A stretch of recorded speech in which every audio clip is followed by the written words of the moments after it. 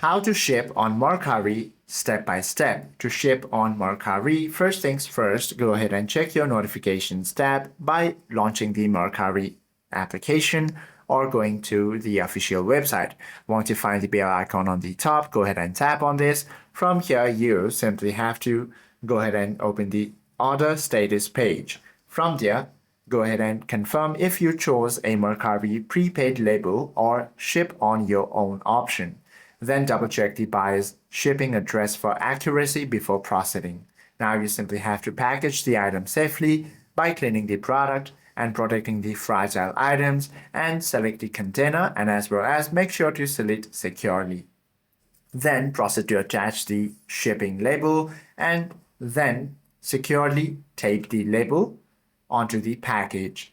Now you simply have to drop off and confirm your shipment. Hope this video helps you out a lot. If you have any questions or queries, do comment down below.